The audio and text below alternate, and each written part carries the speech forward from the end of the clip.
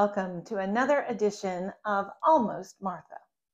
And today I'm going to be making one of my very favorite soups. It is a very delicious potato leek soup that has a couple of surprise ingredients. So it's a very chilly day here. It's beautiful, but it's chilly and a great day for soup.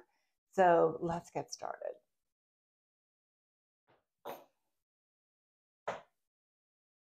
We had 4 leeks and 4 potatoes.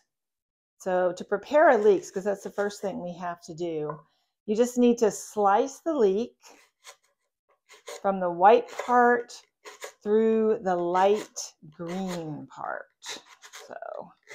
And it uses more of the leek than I first thought. The first time I did it, I really just kind of used the white part and I threw away a lot of good leek. So make sure you just go through where it's light green. And by light green, I'm not talking about the center so much as the outside. So you want that light green part of the leek, but don't get into this dark green part. So I've got my 4 leeks here, and I am going to put these on the stove with 4 tablespoons of unsalted butter. And we're going to cook these leeks until they become nice and soft. You don't really want them to brown, but you want them to get nice and soft and cooked. So that is step 1. Step 2, I have peeled my potatoes, and I'm now, you don't have to get very, very dainty. You don't have to be very, pretty with how you do this, because these are just all going to get boiled anyway. So it said to cut the potato into quarters. This is a recipe by Serious Eats, by the way. I love Serious Eats. But the one thing I did find in their recipe was that it just didn't make enough. It made, half a pot. And when I make soup or when I make any dish like this, I really like to make enough so that I can freeze some for a later date, or I can, share some with somebody else. If you're going to go to all this work, you might as well make enough to enjoy for a while, right? So I am just slicing up my potato, and then we're going to throw them in the pot, and we're going to start to cook. So on the website, I will put the recipe as I'm making it today, which would be the double recipe of the Serious Eats recipe. Got that? Leeks were nice and soft, so I went ahead and I put my cut potatoes right into the crock. My crock's a little small. I kind of wish I'd used my bigger one. So remember that when you make yours, because this is a double recipe. I also added 2 quarts of bone broth. The original recipe just called for chicken stock, but I really like bone broth. It has just a richer flavor. It has more protein, so it's better for you. So that's what I use. 2 of these I put in my 4 potatoes that were cut up. And now we're going to bring this to a boil, and before we turn it down. And I'm going to put in 2 bay leaves. And once we bring it to a boil, of course, we're going to turn it down, we'll cover it, and then we'll just let everything cook.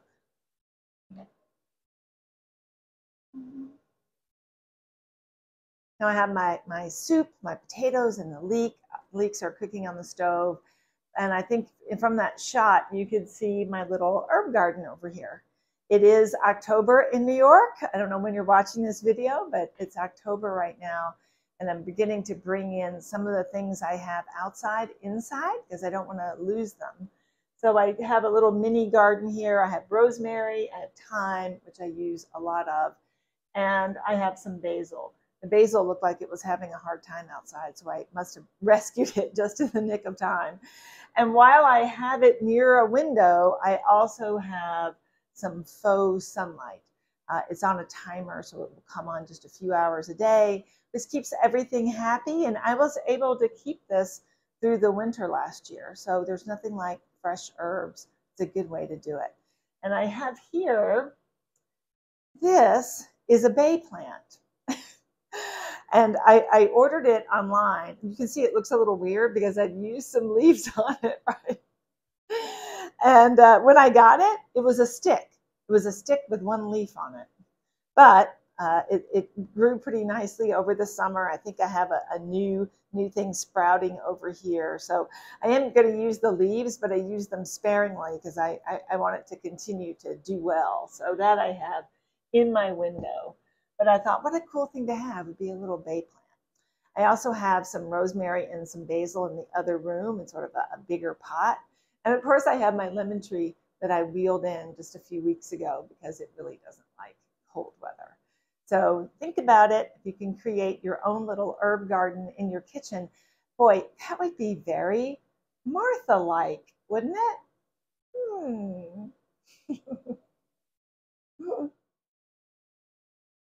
I'm going to take a peek.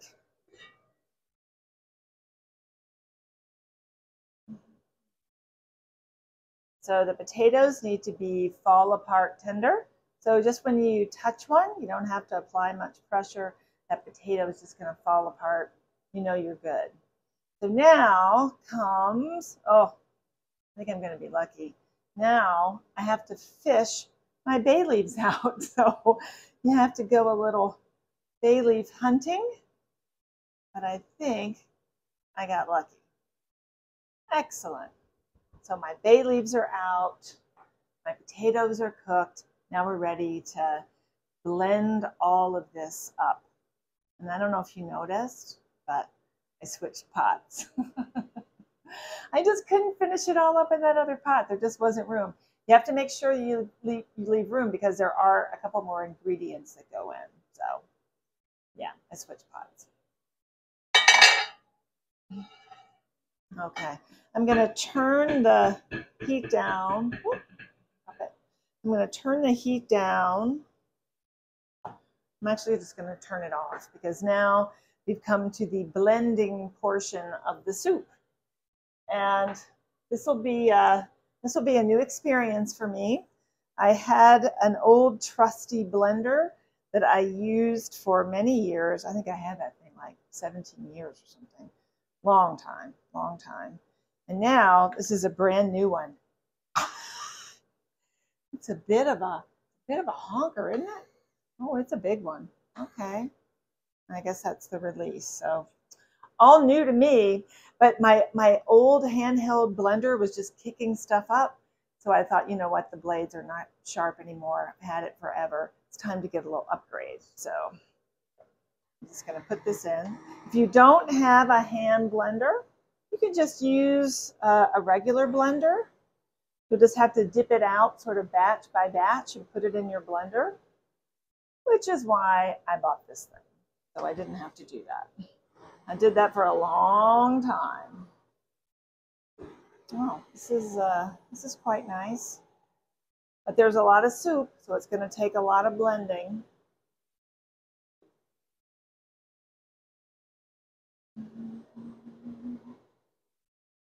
Lift it up a little bit. Oh, this is a nice one. I think we're about there. It's really well blended to me. But I can see there are some tiny flecks floating around. If you care about that, if you're looking for a very silky, perfectly smooth soup, you can put this through a strainer and any odd little bit will be strained completely out. I have never taken that step. I never really cared about that because this looks pretty nice and smooth to me. So I think that's good enough for me. You may be a little more of a perfectionist. That's fine. You can strain your soup, but I'm just going to skip that step.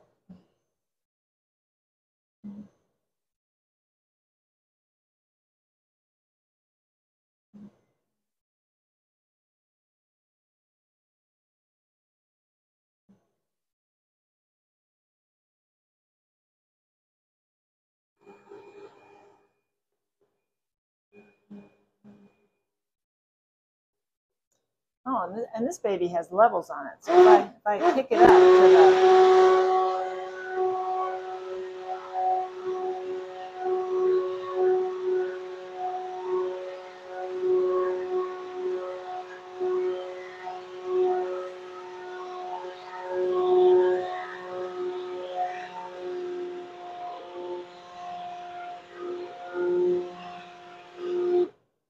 whoa, picked it up to the max. That really did it. It is beauteous, beauteous, beauteous, beauteous. Okay, I'll figure out how to get that off in a minute. All right, now we come to the surprise ingredient of our soup. And all I'm going to say is, y'all, don't be afraid. Don't be afraid. Because it's buttermilk. Buttermilk, buttermilk. About 2 cups of buttermilk for this soup. And I know everybody's like, buttermilk? Well, believe me, it's incredible in this soup. So I'm just going to pour that right in. And this, I'm very lucky. Usually in a lot of stores, all you can find is like part skim or skim buttermilk with those little fake flakes in there. But this is whole buttermilk. So it's whole fat buttermilk, really delicious. We also have heavy whipping cream.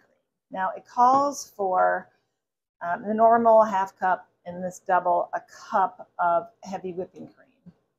I'm going to be a little judicious with it though, since I was just reminded that it's 50 calories per tablespoon. Okay, so this is a pint, so this is 2 cups. So by feel, I'm going to do about half. So that's about 1 cup. I'm going to stir this up. Now, if you're going to eat this right away, you're going to have to reheat the soup, right? So you can put it on a low heat, bring it back to a simmer, and get that in there. Lovely, lovely, lovely. Now there's one final touch. And this I think makes this soup so cool. It's nutmeg. And I buy whole nutmegs, and I'll use a portion, here or there. And I grate the nutmeg in the soup. But you can buy these like Williams Sonoma or something. This is a glove to use for grating, so you don't grate your fingers. Because I've done that many times, and I would rather not do it again. Now I'm just going to grate my little nutmeg, and I can't tell you how many times I've dropped the nutmeg in the soup and had to go fish it out. So just try to hold on to it as best you can. I'm going to place this here, right over the top of the pot, and I'm going to grate some nutmeg right in.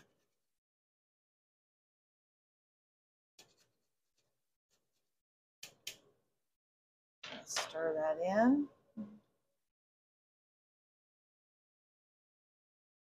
And it really adds a super lovely depth of flavor to the soup. So it is a really nice touch. And if you would like, before you eat it, before you serve it, you could also do a quick little grate right on top of the bowl. So you've got some nutmeg right on top.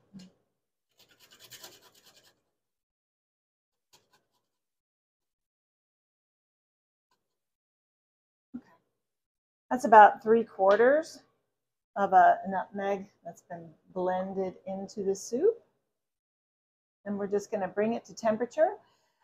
So if you're going to eat it hot, that's what you do. If you want it cold, like a vichyssoise, you would just chill it in the refrigerator and then serve it cold. And remember, if you'd like to strain it, you can strain it as well.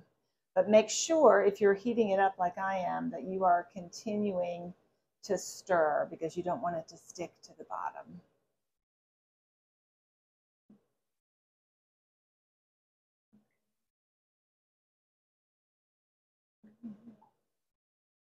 Lovely, lovely, lovely.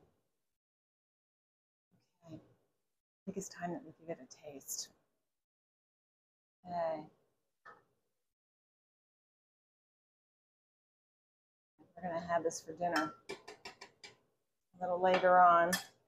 Some nice bread and some cheese on the side. Oh, yeah. Okay. Here we go.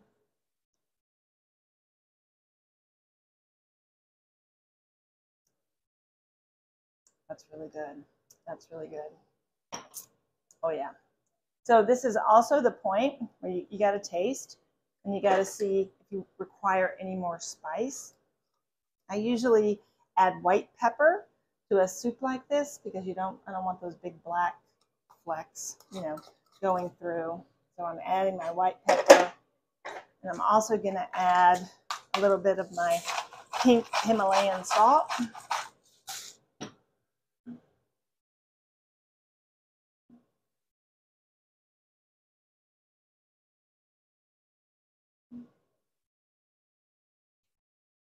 So it's nice. The bone broth is not all that salty, which is great. So you do have to taste it right at the end and before you serve it to make sure that it's got all the flavor that you're looking for. So white pepper is great. It doesn't add any additional color, and that Himalayan salt is just going to blend right in. So it should be quite delicious. The only flecks you'll see are the little nutmeg that you've grated in. So a lovely fall soup with two of my favorite things, with leeks, with potatoes, with some special buttermilk, which I also like. Hi, Mom. I think of you when I think of buttermilk and buttermilk biscuits. And it's a lovely soup. I also am going to put some of this in the freezer, so when there's a night that I don't want to cook, I can just pull it out of the freezer. We have soup ready to go. So that's a good thing to do. And that's a good thing. So thanks for joining. If you want the full recipe, go to my website. That's almost-martha.com. And you'll find this recipe along with many, many others. And I'm building my whole recipe library there. And there's a video for everything. So you have the recipe and a video to walk you through it all step by step. So I hope you make this because it really is delicious. And hope you have a lovely fall, and I hope to see you next time.